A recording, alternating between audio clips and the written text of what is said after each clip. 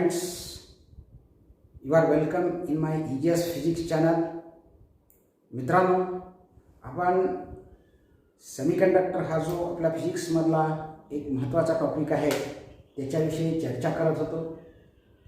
या लेक्चरमध्ये आपण जे सेमीकंडक्टर्स आहेत त्याचे काही प्रकार, त्याच्या इम्प्युरिटीवरून किंवा त्याच्या प्युरिटीवरून जे काही दोन प्रकार पडणार आहेत त्याचा स्टडी करणार आहोत. सर्वप्रथम आपण सेमीकंडक्टर म्हणजे काय पाहिलेलं आहे.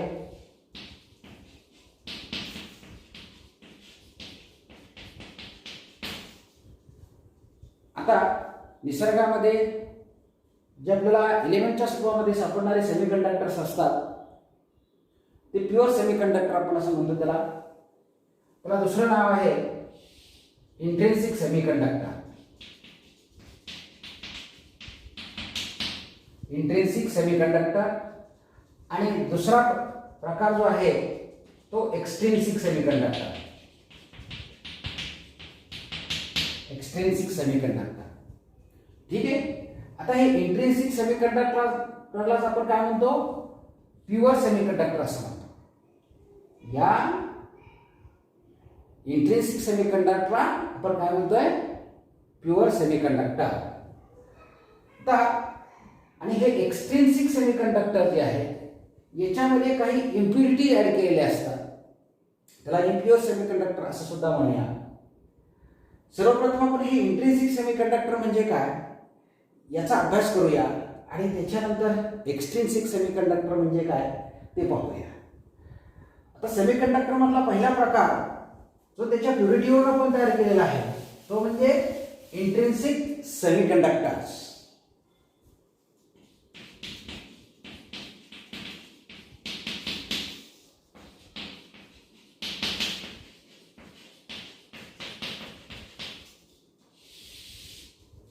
Intrinsic semiconductor. आता सेमीकंडक्टर त्याच्यामध्ये आपण जनरली सिलिकॉन, जर्मेनियम याचा विचार करतो.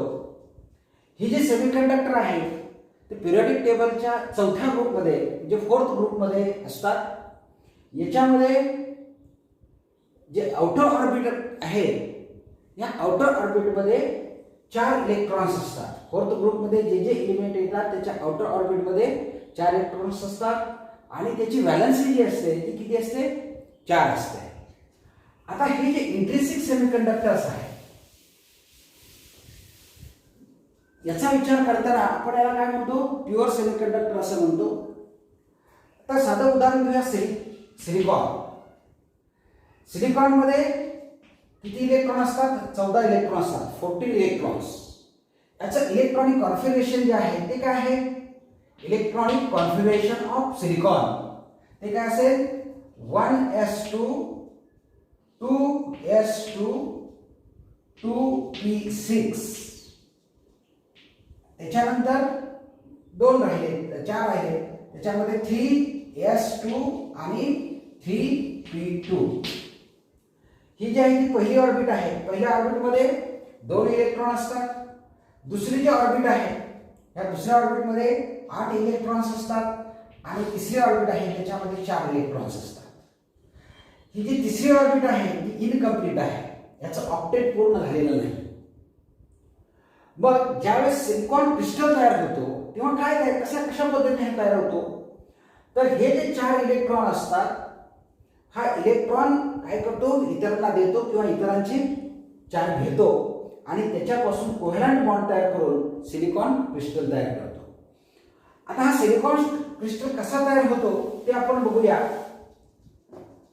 हा सेंटरला एक सिलिकॉन ॲटम आहे समजूया.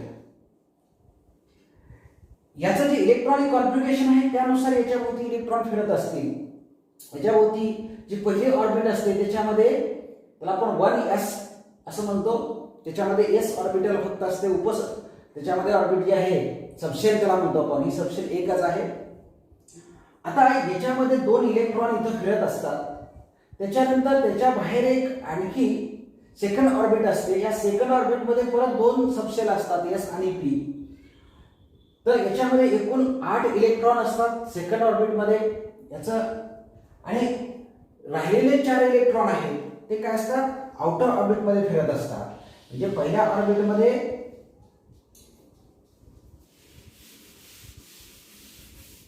हे 2 इलेक्ट्रॉन येतील. त्याच्यानंतर दुसरी जी ऑर्बिट आहे त्याच्यामध्ये एकूण 8 इलेक्ट्रॉन येतात.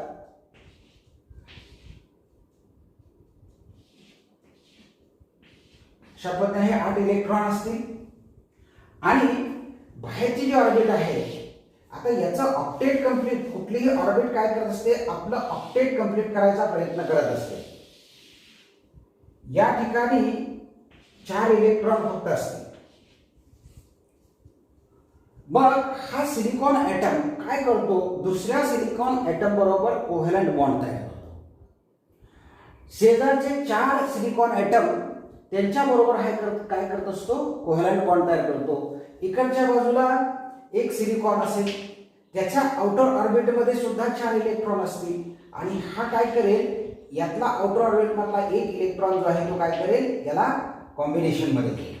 अशा पद्धतीने इकडे त्याचे वेगवेगळे 4 असतील, आणखी ते बाकीच्या इकडच्या शेजारच्या सिलिकॉन बरोबर त्याचा कोव्हॅलंट बॉन्ड तयार करेल. इकडे एक सिलिकॉन ॲटम असेल, तो याच्यामध्ये काय करेल, कोव्हॅलंट बॉन्ड तयार करेल. इकडे दुसरा सिलिकॉन ॲटम असेल, तो याच्याबरोबर कोव्हॅलंट बॉन्ड तयार करेल. इकडे एक सिलिकॉन ॲटम असेल, तो याच्याबरोबर कोव्हॅलंट बॉन्ड तयार करेल.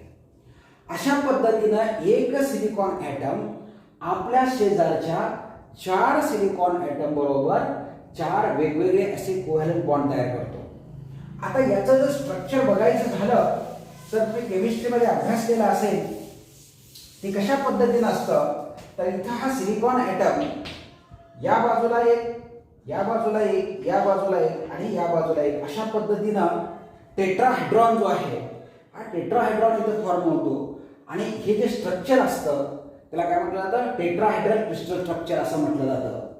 तर अशा पद्धतीनं हे सिलिकॉन एकमेकाला जोडलेले असतात. आता हा सिलिकॉन पण इकडच्या 4 याच्याशी जोडला असेल, हा सिलिकॉन इकडच्या 4 बाजूच्या याच्याशी जोडला गेला असेल, इथला सिलिकॉन इकडच्या बाजूच्या, अशा पद्धतीने हे स्ट्रक्चर तयार होत जातं. असे एकमेकाला हे सगळे जोडले जातात. आणि याच्यापासून एक सिलिकॉन मटेरियल जे आहे ते आपल्याला पाहायला मिळेल. आता याच्यानंतर अशा पद्धतीचा जो सेमीकंडक्टर आहे तो प्युअर सेमीकंडक्टर आहे. याच्यामध्ये कुठलीही इम्प्युरिटी ऍड केली नाही. सगळे ॲटम, समजा एखादा हा सिलिकॉनचा सेमीकंडक्टरचा एक पीस घेतला, त्याच्यामध्ये जे जे काही सगळे ॲटम असतील ते सगळे कसले असतील, सिलिकॉनचे ॲटम असतील. आणि हा काय असेल, प्युअर सेमीकंडक्टर असेल. आता बँड थिअरी आहे, त्याचा विचार करूया.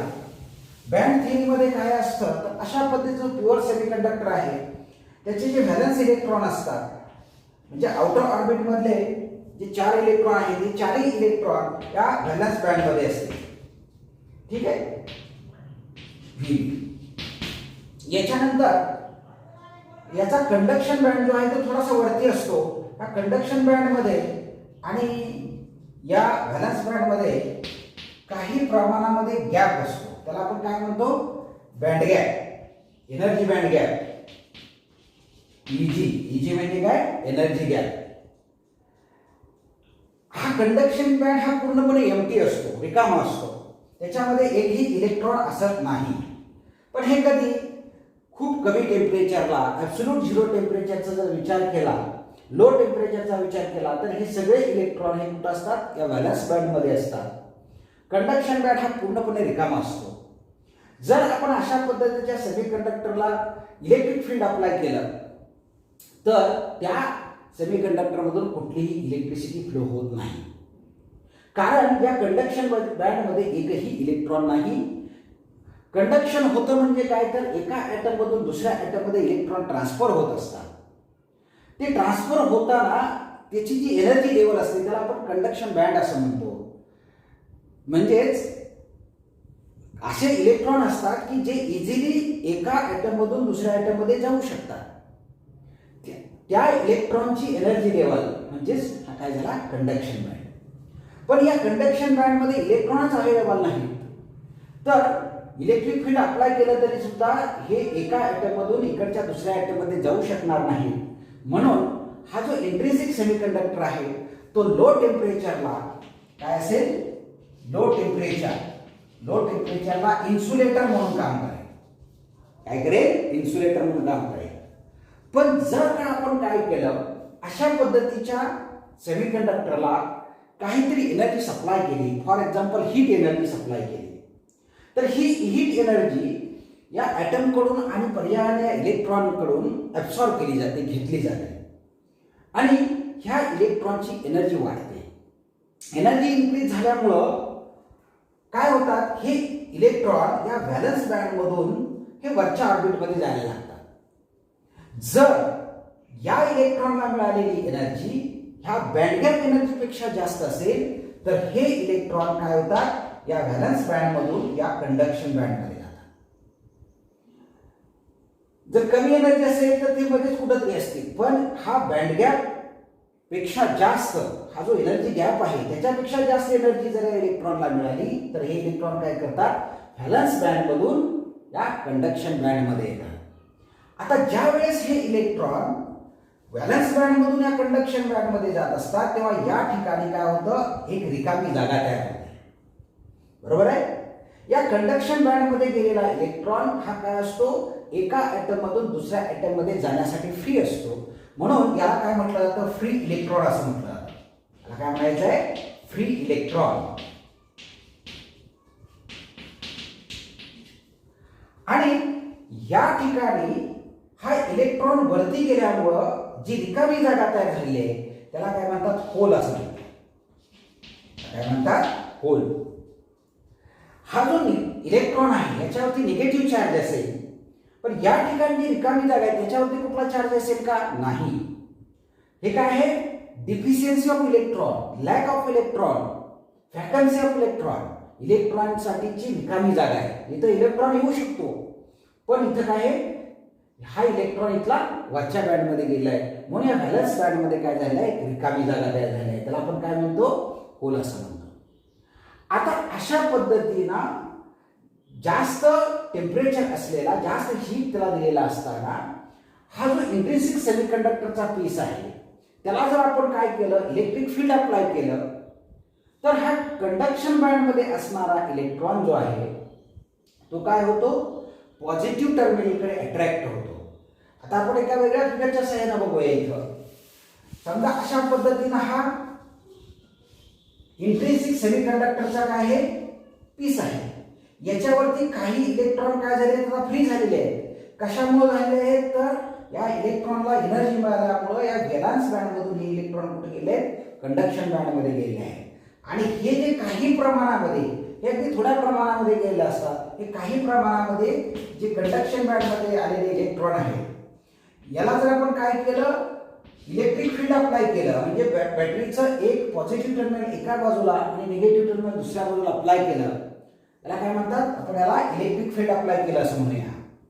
तर हे इलेक्ट्रिक फील्ड अप्लाय केल्यानंतर हे जे फ्री इलेक्ट्रॉन आलेले आहेत कंडक्शन बँड मध्ये ते काय होतात, या पॉझिटिव्ह टर्मिनलकडे अट्रॅक्ट होतात आणि काय होतं, या फ्री इलेक्ट्रॉनमुळे या सेमीकंडक्टर मधून काही प्रमाणामध्ये करंट फ्लो व्हायला सुरुवात होते. आणि अशा तऱ्हेनं हाय टेम्परेचरला हा जो सेमीकंडक्टर आहे, प्युअर सेमीकंडक्टर आहे, तो काय करतो, कंडक्टर म्हणून काम करतो. लो टेम्परेचरला हा काय असेल, इन्सुलेटर असेल, पण हाय टेम्परेचरला तो काय करतो, कंडक्टर म्हणून काम करतो. का करतो, तर या ठिकाणी काही फ्री इलेक्ट्रॉन्स त्याच्याकडे अवेलेबल आहेत. लो टेम्परेचरला हे फ्री इलेक्ट्रॉन अवेलेबल नसतात, पण हाय टेम्परेचरला मात्र त्याच्याकडे फ्री इलेक्ट्रॉन्स काही प्रमाणामध्ये अवेलेबल होतात आणि त्याच्यामुळं या ठिकाणी काय झालेलं असतं, तर करंट आपण तिथं मिळवू शकतो किंवा हा जो पीस आहे तो कंडक्टर म्हणून काम करू शकतो. आता हे जे इलेक्ट्रॉन असतात संख्येने खूप कमी असतात, त्यामुळे याच्यातून मिळणारा करंट सुद्धा अतिशय कमी असते. आता या ठिकाणी दुसरा एक प्रकार आहे तो म्हणजे होल. हा होल सुद्धा काय होतो, चार्ज कॅरियर म्हणून काम करू शकतो. जसं हे फ्री इलेक्ट्रॉन कंडक्शन बँडमध्ये आलेले हे फ्री इलेक्ट्रॉन जे आहेत ते जसे चार्ज कॅरियर म्हणून काम करू शकतात, तसा हा होल सुद्धा काय करू शकतो, चार्ज कॅरियर म्हणून काम करू शकतो. तो कसा चार्ज कॅरियर म्हणून काम करू शकतो, ज्या वेळेस आपण इलेक्ट्रिक फील्ड अप्लाय करतो याच्यामध्ये काही होल सुद्धा क्रिएट झालेले आहेत, बरोबर आहे. या ठिकाणी आपल्याला माहिती आहे याच्यामध्ये जे जे इलेक्ट्रॉन असतात ह्या इलेक्ट्रॉनला अट्रॅक्शन कुणाचं असणार आहे, पॉझिटिव्हचा. सगळ्याच इलेक्ट्रॉनला अट्रॅक्शन असणार आहे. फक्त व्हॅलन्स बँडमध्ये इलेक्ट्रॉन हे बांधले गेलेले असतात. कंडक्शन बँडमध्ये जो त्याला बांधून ठेवणारा फोर्स असतो तो कमी असतो. याच्यावरती ऍक्ट होणारा न्यूक्लियसचा जो फोर्स असतो तो जास्त असतो.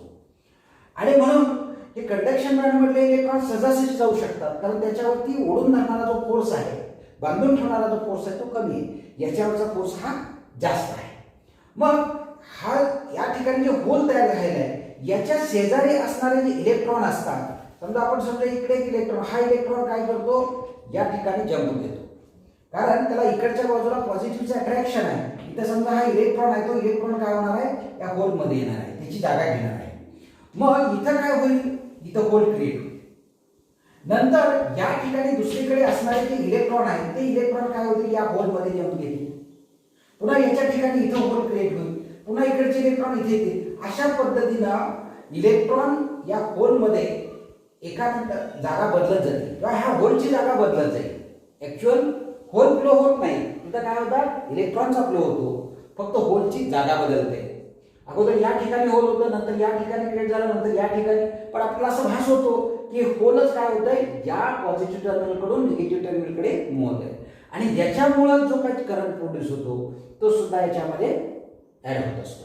आता याच्यामध्ये दोन प्रकारे आपण करंट निर्माण करू शकतो. एक म्हणजे या फ्री इलेक्ट्रॉनमुळे आणि एक दुसरा म्हणजे कुठला, हा होलमुळे. हे दोन प्रकारचे करंट, पण याची जी मॅग्निट्यूड असेल या करंटची ती अतिशय कमी असते. कमी प्रमाणामध्ये हा करंट या ठिकाणी आपल्याला पाहायला मिळतो.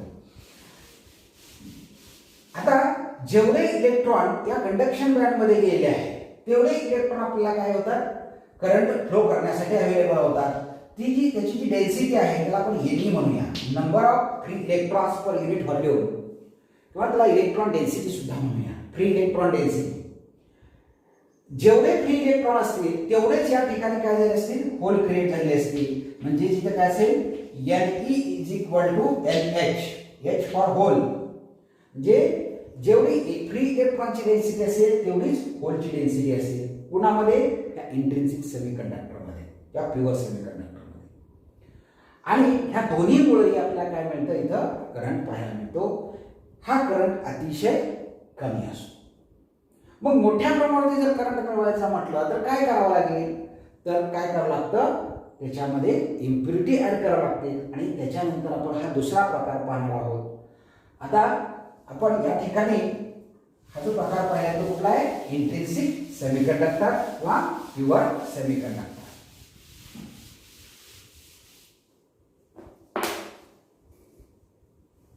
मित्रांनो, आता यानंतर आपण एक्सट्रिन्सिक सेमीकंडक्टरचा जो दुसरा प्रकार आहे त्याचा विचार करूया. एक्सट्रिन्सिक सेमीकंडक्टर.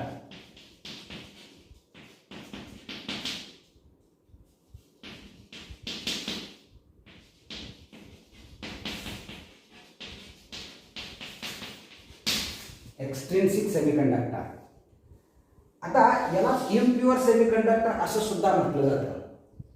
याचे दोन प्रकार पडतात. एक म्हणजे एन टाइप सेमीकंडक्टर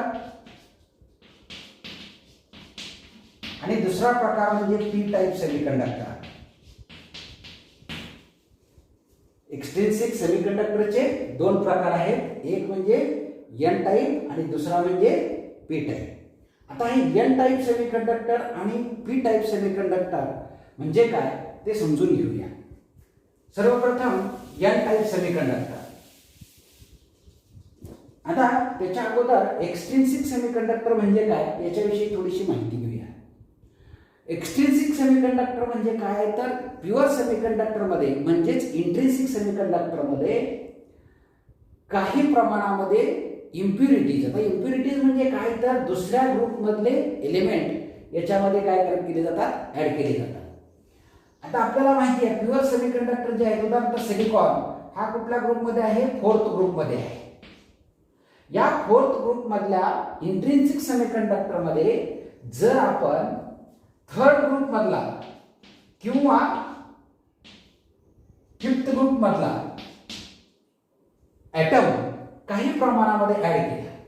आता सिलिकॉन क्रिस्टल बघत असताना या सिलिकॉन क्रिस्टल मध्ये अनेक सिलिकॉनचे ॲटम असणार आहेत, हजारो लाखो हे सिलिकॉन ॲटम असणार आहे. त्याच्यामध्ये हे जे सिलिकॉन ॲटम एकमेकाला कोव्हॅलंट बॉन्डने जोडले गेलेले आहेत. प्रत्येक ठिकाणी इथं काय झालंय, सिलिकॉन सिलिकॉन असे 4 एकमेकाला असे जोडले गेलेले आहेत. ठीक आहे. आता या सगळ्यामध्ये काही प्रमाणामध्ये आपण काय केलं, काही ॲटम जे आहेत या सिलिकॉनच्या ऐवजी तिसऱ्या ग्रुप मधले किंवा पाचव्या ग्रुप मधले जर त्याच्यामध्ये ऍड केले तर असा जो सेमीकंडक्टर तयार होणार आहे त्याला काय म्हटलं जातं, एक्सट्रिन्सिक सेमीकंडक्टर असं म्हटलं जातं. एक्सट्रिन्सिक सेमीकंडक्टर म्हणजे कसं, इम्प्युअर आहे. इम्प्युअर कसा आहे तर या प्युअर सेमीकंडक्टर मध्ये तिसऱ्या किंवा पाचव्या ग्रुप मधला एखादा दुसरा ॲटम किंवा काही प्रमाणामध्ये काही ॲटम त्याच्यामध्ये ऍड केले तर अशा पद्धतीचा जो सेमीकंडक्टर तयार होणार आहे त्याला काय म्हटलं जातं, एक्सट्रिन्सिक सेमीकंडक्टर. आता या एक्सट्रिन्सिक सेमीकंडक्टर मध्ये आपण जी इम्प्युरिटी ऍड करतो ती जी प्रोसेस आहे त्याला काय म्हटलं जातं, डोपिंग असं म्हटलं जातं. The process of addition of impurities in pure semiconductor from third or fifth group element, this process is called doping. ती जी प्रोसेस आहे याला काय म्हणायचं आहे, डोपिंग असं म्हणायचं आहे. डोपिंग प्रोसेस म्हणजे काय तर त्याच्यामध्ये तिसऱ्या किंवा पाचव्या ग्रुप मधली इम्प्युरिटी या प्युअर सेमीकंडक्टर मध्ये ऍड करायची आहे. ठीक आहे. आता याचा जो मूळचा जो सेमीकंडक्टर आहे प्युअर त्याला काय म्हटलं जातं, होस्ट असं म्हटलं जातं, होस्ट. आणि याच्यामध्ये काही प्रमाणामध्ये आपण काय करत असतो, तिसऱ्या किंवा पाचव्या ग्रुप मधला कुठला तरी एखादा ॲटम त्याच्यामध्ये मिसळत असतो तर तो जो आहे त्याला काय म्हणायचं, डोपंट म्हणायचं आहे.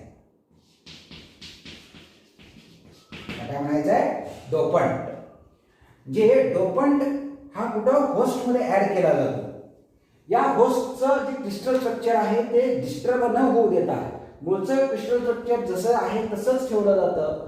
पण याच्यामध्ये काय केलं जातं, काही प्रमाणामध्ये हे तिसऱ्या किंवा पाचव्या ग्रुप मधले ॲटम त्याच्यामध्ये मिसळले जातात.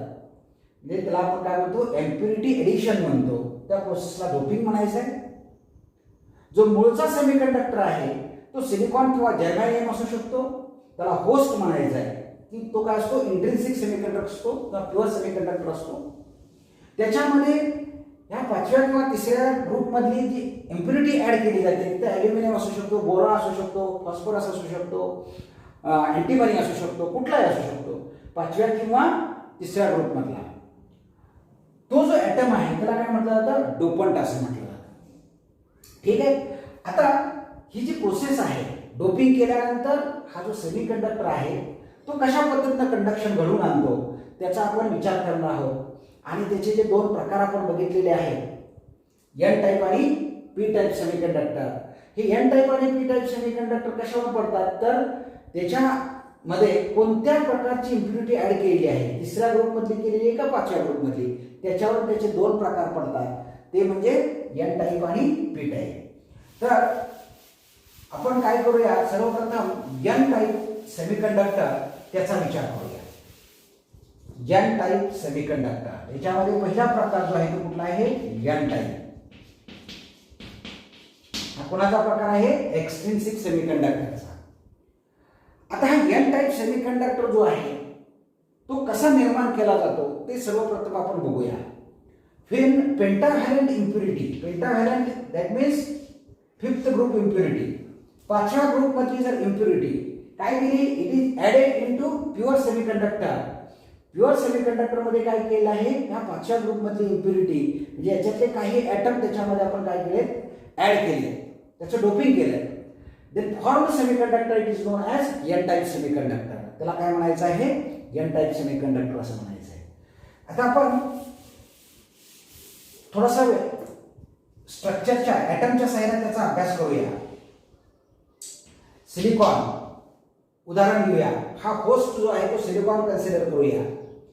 कुठलाही प्युअर सेमीकंडक्टर घेतला, सिलिकॉन घ्या किंवा जर्मेनियम घ्या, त्याच्या आउटर ऑर्बिट मध्ये काय असतात, 4 इलेक्ट्रॉन असतात आपल्याला माहिती आहे. आता हे जे 4 इलेक्ट्रॉन आहेत तो काय करत असतो, शेजारच्या सिलिकॉन बरोबर तो भागीदारी घेत असतो, शेअरिंग मध्ये घेत असतो आणि यांच्यामध्ये कोव्हॅलेंट बॉन्ड तयार होत असतात. तशाच पद्धतीने इकडे सुद्धा काय होणार आहे, सिलिकॉनचे असे बाजूला 4 बॉन्ड तयार झालेले असतील, इथं सिलिकॉन असेल. या पद्धतीनं बाजूच्या प्रत्येक सिलिकॉन बरोबर काय होणार याचे कोव्हॅलेंट बॉन्ड तयार होणार आहे. बरोबर आहे. आता या सगळ्या स्ट्रक्चरमध्ये हे सिलिकॉनचं क्रिस्टल स्ट्रक्चर आहे प्रत्येक अशा पद्धतीने. आता या स्ट्रक्चरमध्ये काही प्रमाणामध्ये आपण काय केलं, या सिलिकॉन ॲटमच्या ऐवजी 5व्या ग्रुप मधले 5th ग्रुप मधले एलिमेंट याच्यामध्ये काही प्रमाणात ॲटम त्याच्यामध्ये काही प्रमाणात ऍड केले. तर काय होतं बघूया. इथं उदाहरण घेऊया आपण फॉस्फरसचं. फॉस्फरस ॲटम याच्यामध्ये ऍड केला असं कन्सिडर करूया. बाजूनं जे काही सिलिकॉन ॲटम आहे त्याचं कुठलंही आपण क्रिस्टल स्ट्रक्चर डिस्टर्ब होऊ दिलेलं नाही. मूळचं स्ट्रक्चर आहे होस्टचं आहे तसंच आहे. पण त्याच्यामध्ये काही ॲटमच्या ऐवजी काही सिलिकॉन ॲटमच्या ऐवजी आपण काय केले, पेंटाव्हॅलंट इम्प्युरिटी जे आहे म्हणजेच 5व्या ग्रुपमधले काही ॲटम त्याच्यामध्ये ऍड केले. 5th ग्रुपमध्ये जे ॲटम्स असतात त्याचं वैशिष्ट्य काय असतं, त्याच्या आउटर ऑर्बिटमध्ये 5 इलेक्ट्रॉन असतात, त्याची व्हॅलेन्सी 5 असते. ठीक आहे. सगळे सेमीकंडक्टर जे आहेत प्युअर सेमीकंडक्टर हे कसे आहेत, 4थ्या ग्रुपमधले आहेत, 4th ग्रुपमधले आहेत. आता हा जो फॉस्फरस आहे याच्या आउटर ऑर्बिटमध्ये 5 इलेक्ट्रॉन असणार आहेत. पैकी हे जे 4 इलेक्ट्रॉन आहेत हे नेबरिंग म्हणजे शेजारचे जे सिलिकॉन ॲटम्स आहेत त्याच्याबरोबर ते काय करणार आहेत, कोव्हॅलेंट बॉन्ड तयार करणार आहेत. पण 5वा जो इलेक्ट्रॉन असणार आहे तो काय असणार आहे, फ्री असणार आहे. इथं काय झालंय, या सिलिकॉनचा एक याचा एक असं म्हणून इथं काय झालं असतो, बॉन्ड तयार असतो. इकडे सिलिकॉन फॉस्फरसचा एक बॉन्ड तयार झाला असतो. इकडे सिलिकॉन फॉस्फरस, इकडे सिलिकॉन अशा पद्धतीनं. आता याचे जे 5 इलेक्ट्रॉन असतात त्याच्यापैकी 4 इलेक्ट्रॉन हे शेजारच्या सिलिकॉन बरोबर कोव्हॅलेंट बॉन्ड तयार करतात.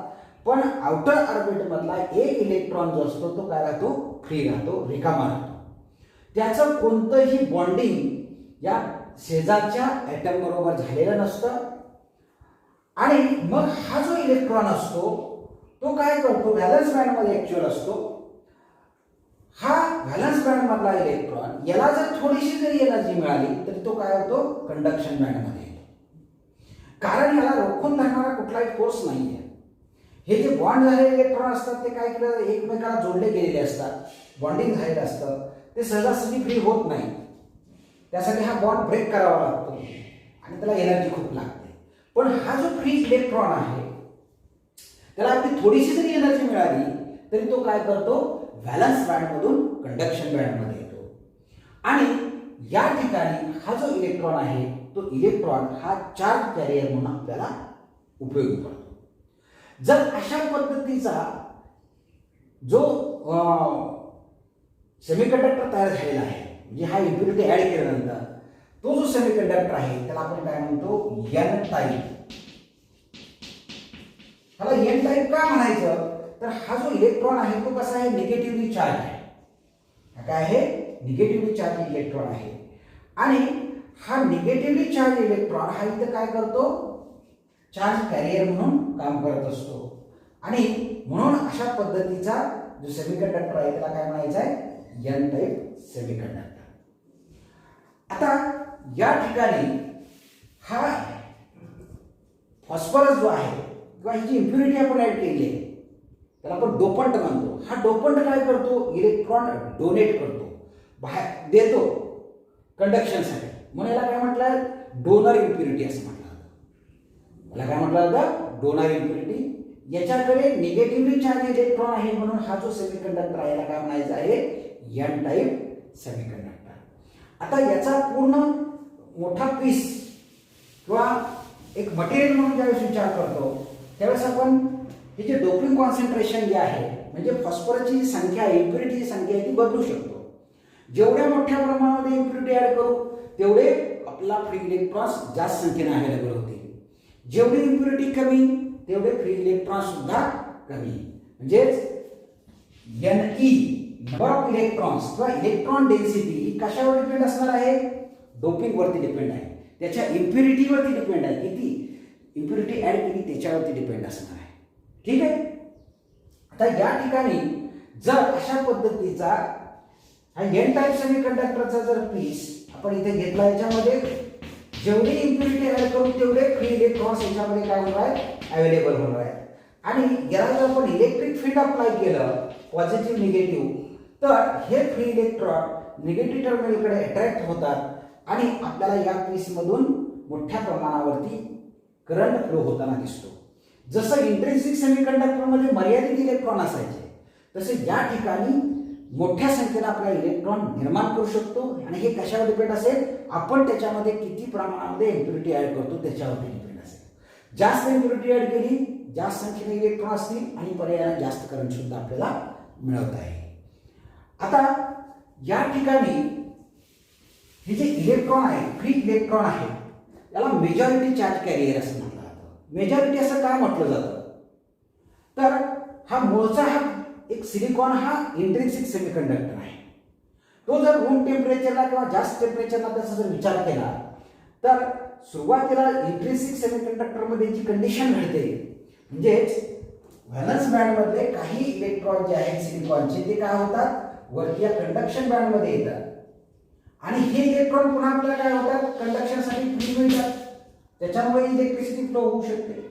पण हे इलेक्ट्रॉन वरती गेल्यामुळे या ठिकाणी काय झाले असतात? काही प्रमाणामध्ये होल निर्माण झाले असतात आणि हे होल सुद्धा काय होत असतात? चार्ज कॅरियर म्हणून काम करत असतात. मग याच्यामुळे सुद्धा याच्यामध्ये काय होत असतो? करंट निर्माण होत असतो. पण इथं फ्री इलेक्ट्रॉनची संख्या पहिली इम्प्युरिटीचे फ्री इलेक्ट्रॉन आहेतच, शिवाय हे एनर्जी मिळाल्यामुळे व्हॅलन्स बँड मधून कंडक्शन बँड मध्ये गेलेले काही इलेक्ट्रॉन जे आहेत ते इलेक्ट्रॉन सुद्धा फ्री इलेक्ट्रॉन्स आहेत. मग फ्री इलेक्ट्रॉनची संख्या आणि होलची संख्या याची जर तुलना केली तर number of electrons should be greater than number of holes. खूप मोठ्या संख्येनं इलेक्ट्रॉनची संख्या खूप जास्त असते आणि होलची संख्या खूप कमी असते. म्हणून या एन टाइप सेमीकंडक्टर मध्ये जे होल्स आहेत ते काय आहेत? Minority charge carrier, minority. आणि इलेक्ट्रॉन्स जे आहेत ते काय आहे? Majority charge carrier. मग या एन टाइप मध्ये जो करंट फ्लो होतो तो कुठला? या मेजॉरिटी चार्ज इलेक्ट्रॉन जे आहेत त्या इलेक्ट्रॉनमुळे त्याच्यामध्ये करंट आपल्याला फ्लो होताना दिसतो.